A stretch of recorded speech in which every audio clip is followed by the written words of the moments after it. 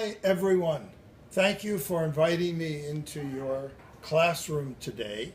My name is Rabbi Bruce E. Kahn, and I'm speaking to you from my study, from my office in my house. We're going to begin here, and then we're going to go over to my congregation, Temple Shalom, in a part of Maryland that is just a few blocks from the border with Washington, D.C. We are now in the sanctuary of Temple Shalom. It's a building that has classrooms and offices and meeting rooms and a chapel and a main sanctuary, which is where we are. And we're moving towards the center front of the sanctuary.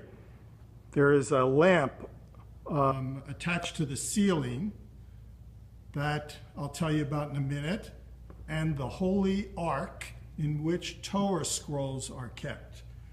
And I'm going to take you up to the Ark, the most sacred place in the temple. The Hebrew words above the ark say, Da lifnei mi ata omed, which means know before whom you stand, meaning God. Above the ark is the Ner Tamid, the eternal light, which remains lit at all times and represents God's presence with us. It's a symbol. And I'm going to open the ark doors.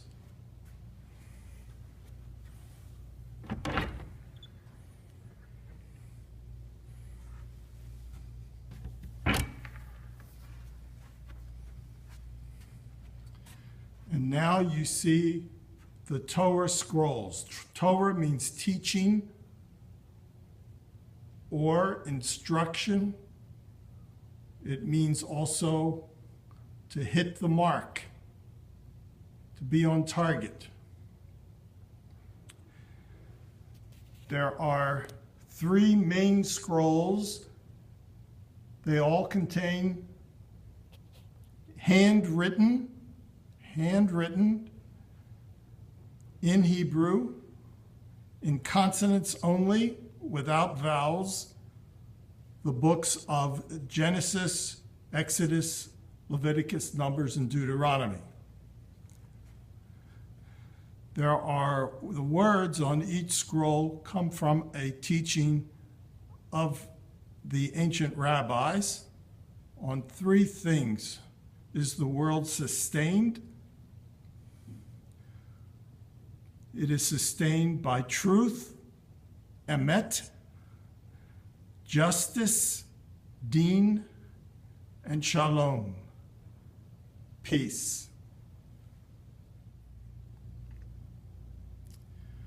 I've taken out the Torah scroll, in Hebrew called a Sefer Torah scroll, with the cover that says peace or shalom. It seems appropriate since we're in Temple Shalom.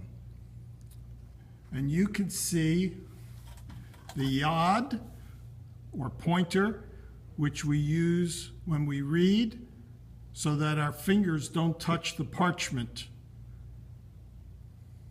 That's because the parchment is considered holy, and so we treat it with an extra measure of respect, and also to prevent any oils from our skin to get onto the parchment and the letters upon it and do harm to them. This kind of breastplate is in Hebrew called choshen, and it has on it the 10 Commandments from Exodus 20 in the middle there, with a lion on each side representing the lions of Judah, and a crown above it representing the crown of Torah, of the teaching, and above that, a Star of David, one of the symbols of Jewish peoplehood. The two items of ritual clothing that we use that you would be most likely to see in any synagogue.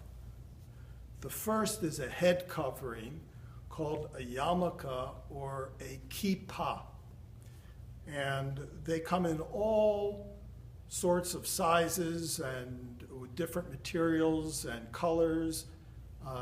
There isn't anything in particular that has to be the same about each kippah. It's simply a head covering used as a sign of respect for God. And this particular one has a Star of David on it. The second item that you'll see in just about every synagogue around the world is called a talit. A talit is a prayer shawl, and you put it on as though you would a shawl. But first, before you do that, you say a blessing, and the blessing that you recite, on this particular talit, appears on the neck piece called the atara. And so when we put it on, we hold it in front of us, we recite the blessing, and then we put on the prayer shawl. I'm going to say the blessing for you, just so you can get more of a sense of what actually takes place.